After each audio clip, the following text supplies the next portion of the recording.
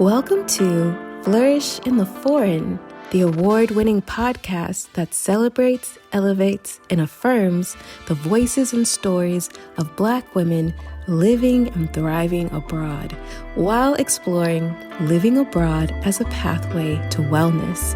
I'm your host, Christine Job, a Black American woman with Trinidadian roots, a business strategist and consultant from Atlanta, living and thriving in Valencia, Spain.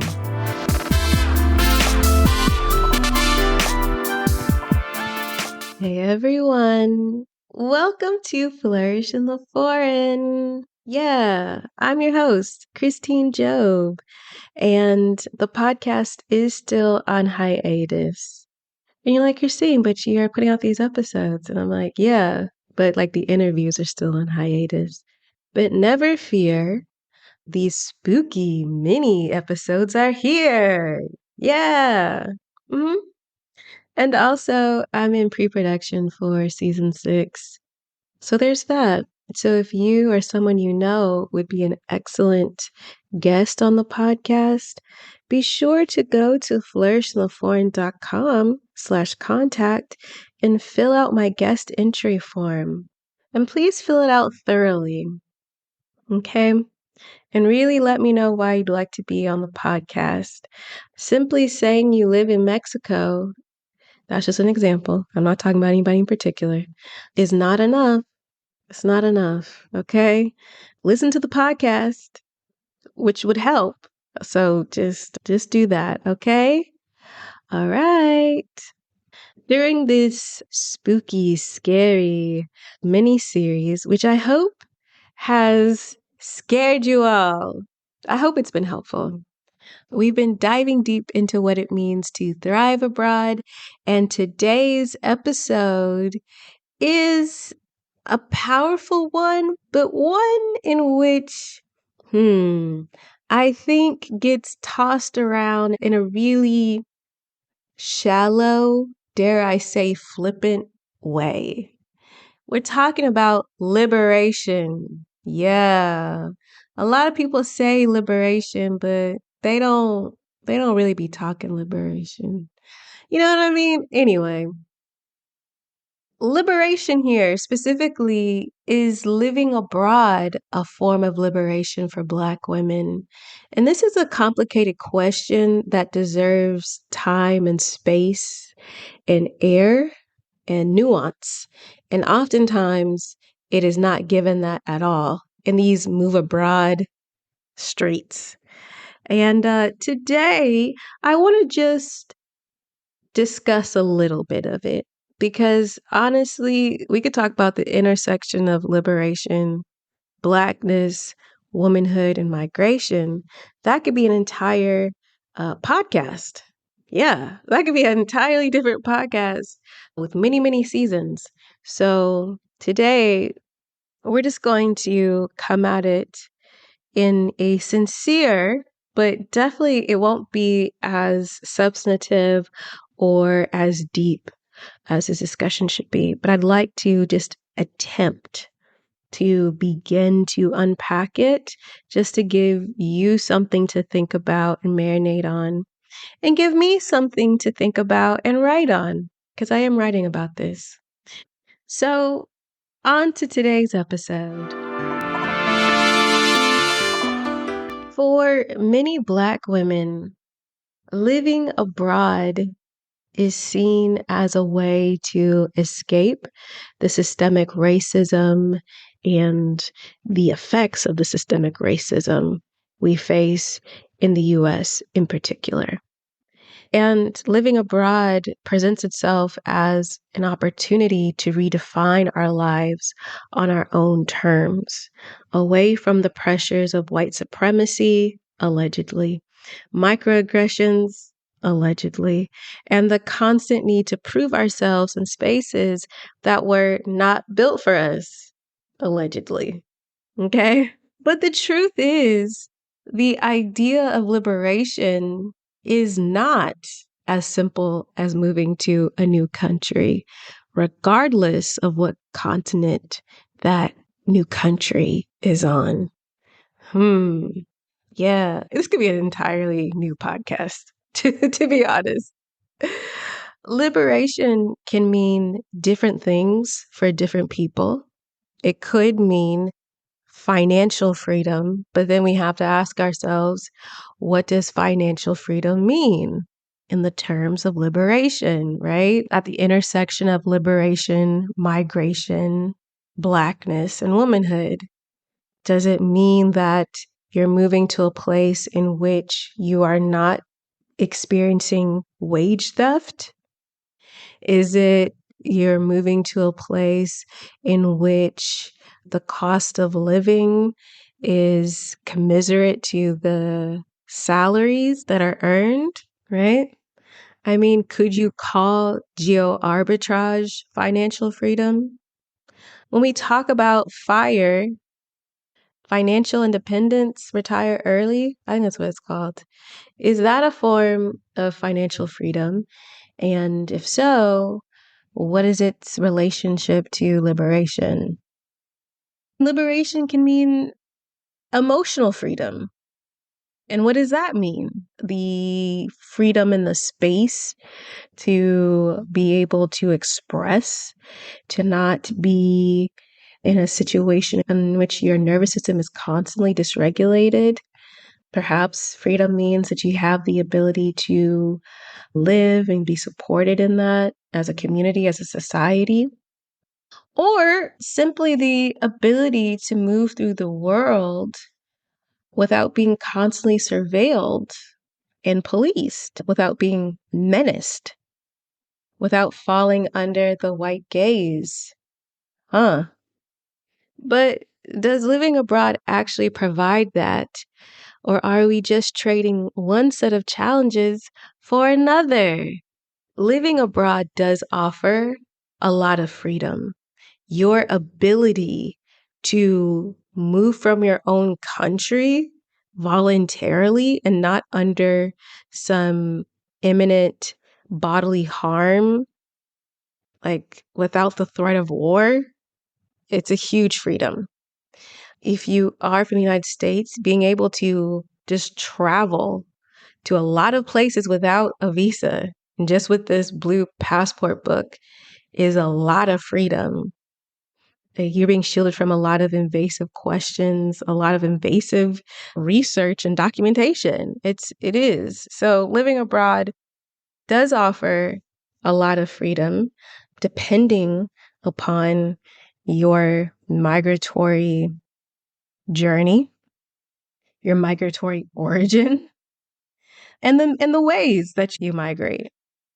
It also allows you perhaps freedom to reinvent yourself, although not as much as probably in the yesteryears of things when things weren't digitized and you could really just move to a different country and change your name, be like, yeah, I am Sonia. Yep, that's who I am. And Christine, I don't know her. Okay. It also gives you the freedom to experience new cultures and to live a life that perhaps feels more aligned with your values. But y'all know what I'm going to say, okay? I think it's important to acknowledge that racism, anti-Blackness, and sexism exists globally. Yes, globally, even on the continent of Africa, depending on where you live. You may still encounter stereotypes, microaggressions, and even overt racism. The difference is that these challenges may look and feel different from what you've experienced back at home. So, for example, in Spain, you may not experience the same systemic violence or police brutality that you'd encounter in the US. Shout out to the Black people in Madrid, Lavapiés, y'all know what's up. But you could still face fetishization or other forms of racism. And I have not ever personally felt menaced by the police here. However, there has been like racial profiling and it has been discussed in the news in a fairly clunky but yet expected manner for here in Spain. In fact, one of my guests on the podcast, Kefra, Season 1 episode, I'm not sure. It's an early one, but perhaps episode 13 or so, around there. She's a comedian and actress in Madrid, and she recounts a situation in which she was on her way to a cute little dating situation, and she was feeling herself. And she popped out of the metro, and the police, who were undercover, I suppose, I think, or not dressed in their usual uniform, at first attempted to stop her, but she thought that they were like the volunteers with the clipboards, and there's a lot of those. And so she was like, no, thanks, I'm fine. And they're like, no, we need to show us your papers. And so she was like surprised, and she was like, oh, okay. And so she showed them her papers, and they were like, you need to know that if we stop you, you have to be stopped. And she was like, okay. When she recounts the story to her friends, and then when she did recount it with me, she was like, in hindsight, yes, I was racially profiled. But Kefra, being from New Orleans and Atlanta, she said, I could have filed a complaint, but she's like, they weren't rude and they weren't aggressive, and I didn't fear for my life. So she's like, it's whatever. Now, that might be a beacon of hope to you, or that might be absolutely unacceptable to you. And I think that's why a discussion of liberation requires time and space and air and nuance. That's why. So in countries like France and UK, where there are also histories of colonization and also histories of racial violence and things like that, these are the things that are going to shape your experience as a Black woman, right? So then we have to think about, is living abroad truly liberation? And then the answer really depends upon how you define liberation. For some, just having the freedom to move and to exist outside of the US and to be able to leverage your US dollars in a way in which you get a bigger bang from your buck feels liberating. For others, the barriers abroad can feel like a new version of the same struggles. But here's the key. You have the power to redefine liberation on your own terms. And this is also a part of moving abroad with what intention? Yeah. Yeah, it is. So to me, living abroad can be a form of liberation when you actively create spaces for yourself to thrive. And that could mean surrounding yourself with a supportive community, obviously establishing boundaries, prioritizing your well-being in ways that were impossible back home.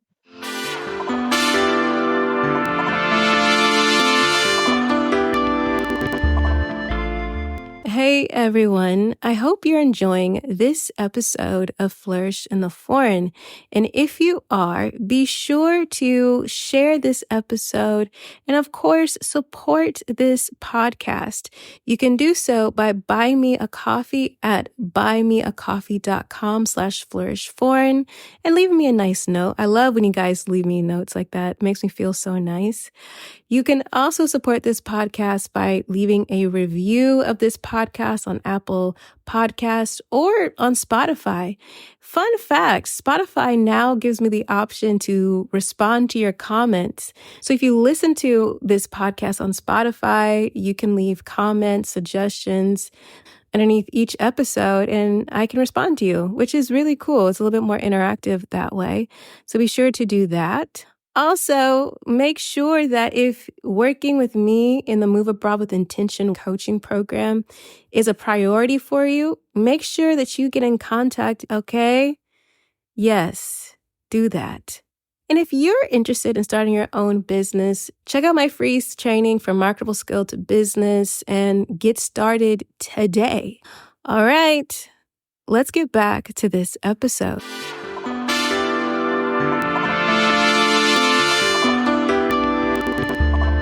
So if you've been listening to the podcast for a long time, I have defined what I mean when I say living abroad as a pathway to wellness.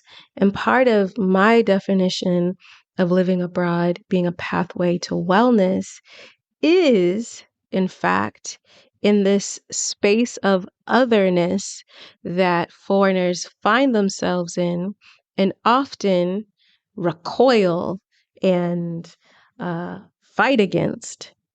And I actually think it's important for us to embrace.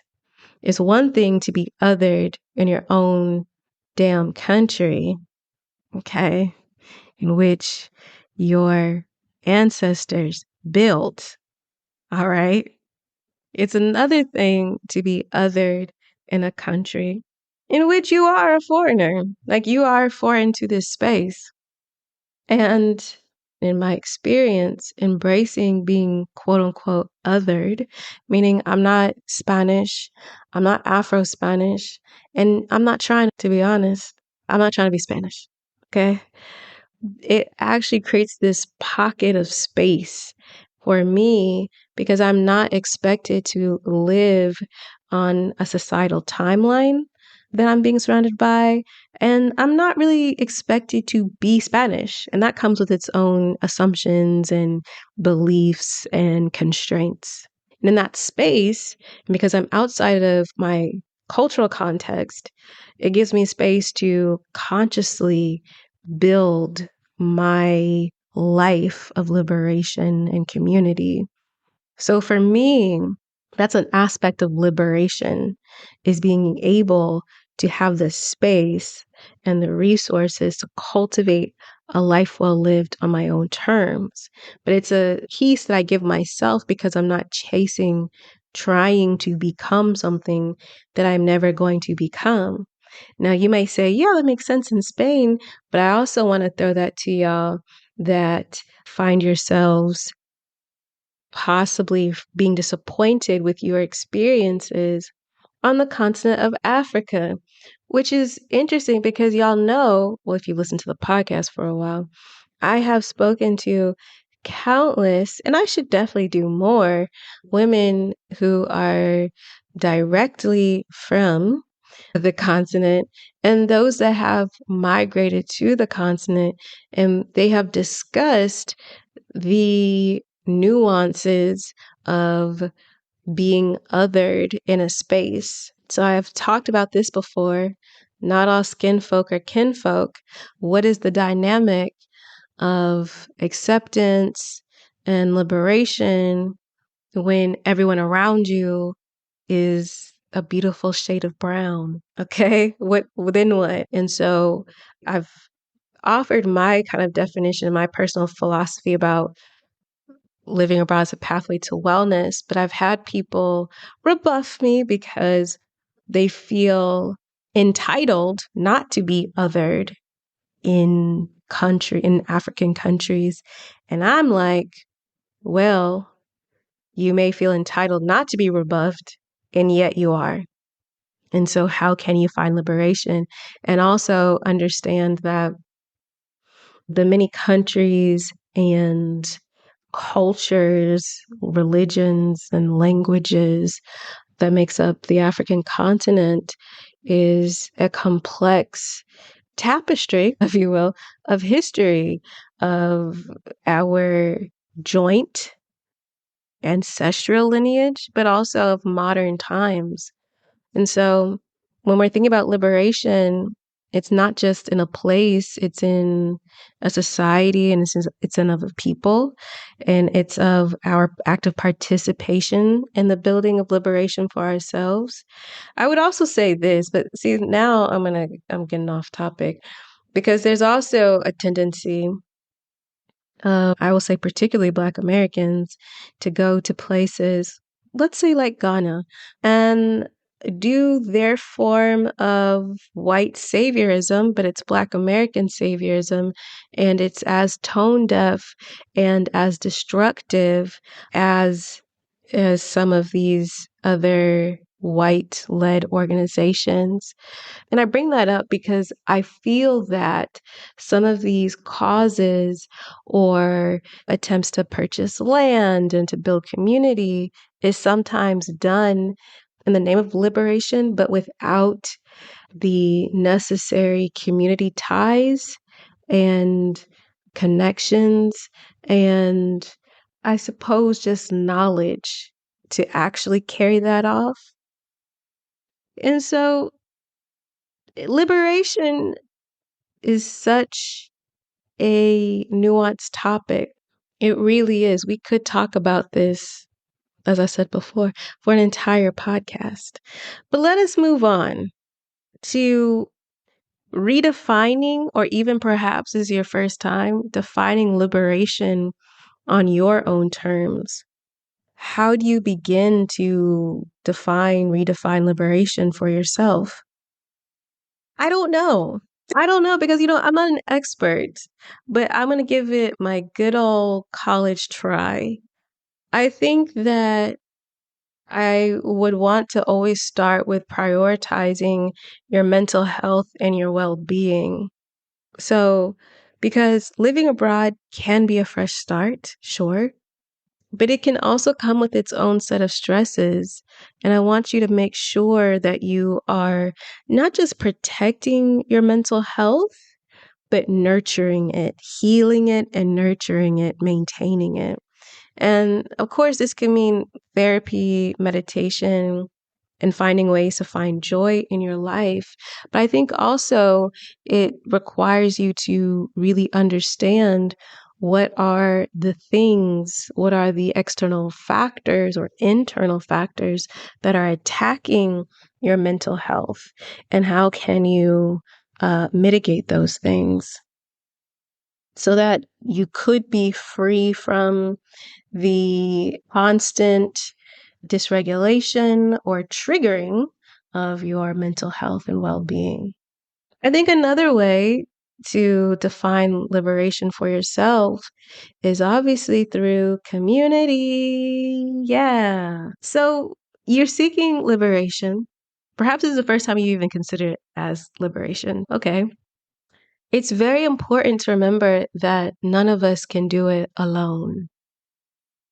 And if you're coming from, I would say, a Western point of view, particularly like the United States, where hyper individualism is not just celebrated, they're just like, that's the norm. Duh. It might feel like an afterthought, or you may not even really understand to what extent finding and cultivating community is so vital to your well-being, and I think to your experience or feeling of liberation.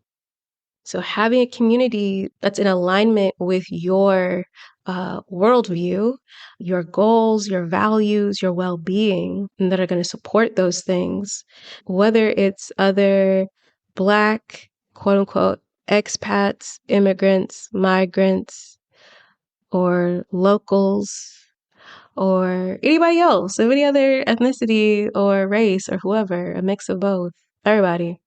Having people who understand your lived experience, I think, is important, but also people that can support your truth in your lived experience, and people who want to cultivate a community experience that supports and nurtures you all, I think, can make all of the difference. And I think the last thing I'll offer here is that living abroad gives you the opportunity to reimagine your life, to envision a life well lived. You can break free from certain societal expectations because you're not there no more. And embrace a life that feels aligned with your values, whether it's starting perhaps your own business, traveling the world, living in a community, or simply living at a slower pace. This is an opportunity for you to create a life that feels liberated for you. So I encourage you to reflect on your own definition of liberation. What does it look like for you? What steps can you take to create more freedom in your life, whether abroad or at home? And I would love to hear your thoughts on liberation, the intersection of liberation, Blackness, womanhood, your experiences as you've experienced it, or you're actively cultivating it abroad. So definitely tag me. Tag me in your TikToks. Hashtag flourish in the forum. Tag me in your threads, your Twitter conversations, your Instagrams, or whatever. This is something that I really enjoy talking about, and I talk about a lot more off mic. And maybe I should talk about it more on mic, but I write about it. So there's that. So if this resonates with you, perhaps you are ready to create intentional, perhaps more liberated life abroad. I invite you to join me and my Move Abroad with Intention group coaching program. It is the final and only group coaching program of 2024. Yeah. This is a space where we can dive deep into these topics and more and help you craft a life that feels free and fulfilling on your own terms.